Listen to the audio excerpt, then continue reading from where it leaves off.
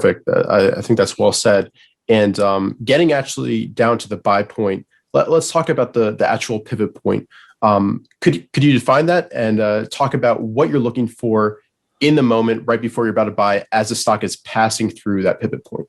Right. So pivot points come in a lot of different shapes and forms. They could be off of, very large patterns, small patterns. They could be coming off of the low of a base up the right side, off of what I call a cheat area or a low cheat. They could be coming off of a handle. It could be a pullback buy.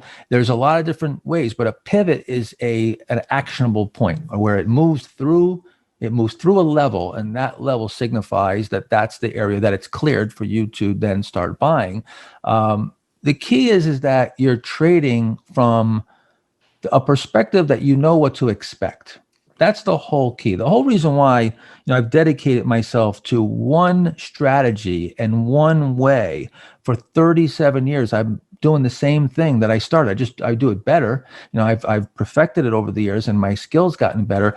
But because I want to be a master at something, so I know every eventuality, everything to expect, because that's really the key, is knowing when things are acting normal or abnormal, because there are no absolutes. So I have a certain reference points that I'm looking for. And from those levels, I know this is not acting right. This is exactly what it's supposed to be doing. Mm-hmm. So those pivot points have to be taken, into consideration. But, Jesse Livermore used pivot points a little bit differently than I would use a pivot point coming out of a chart. Back then, he was plotting things and plotting price, and, very interesting. You should study Livermore, because he's definitely one of the greatest of all time, and just really the pioneer of pivot points for sure.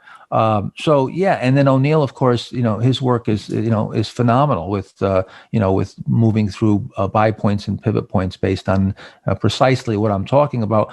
I've taken it, and I think who was it? I'm trying to remember. From Stockby. Pradeep Blonde. Pradeep Blonde, said to me one time, we were at a seminar, and he said, this is surgical. You've taken this to a surgical level. And it's true. I've taken it to a point where it's really, and David Ryan made a similar comment where, this is really sort of like taking, the previous works and refining them down to really precise buying. And I think, you young guys, you're getting it where you're getting more, it's so precise. You're studying my work and you're putting it all together, and it's just getting more and more. And with the speed and we're able to have the tools that we have now, it's just getting more and more precise and fast. And it could, these pivots can be used on intraday charts too. Right. It can be used on intraday charts, weekly, daily. Doesn't know any time frame. These are timeless principles. Absolutely, it's supply and demand in its purest form. So speaking of intraday charts, when you're actually really pinpointing in on that pivot point, are you looking only at the daily, or are you looking intraday? And also, what are you looking for in terms of volume coming in at that point? Well, I'm using a daily. That's the main chart that I'm screening on. Once I see something I like on the daily, I immediately look at the weekly, and I'm always looking for the weekly too.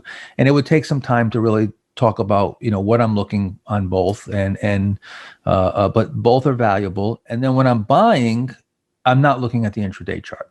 I'm looking at the daily chart. I'm buying off the daily. The only time I'm looking at the intraday is if I'm buying a pullback. Sometimes if I'm buying a pullback and I want to wait until it turns back up, because I'm very seldom ever buying on the way down. Even if it's a pullback, I'm waiting for it to turn up. I might look at a 5-minute and see if it's stabilized, and maybe it made a little intraday pattern. It's starting to turn up from that. Very rare, but 99% of the time I'm relying on the daily chart.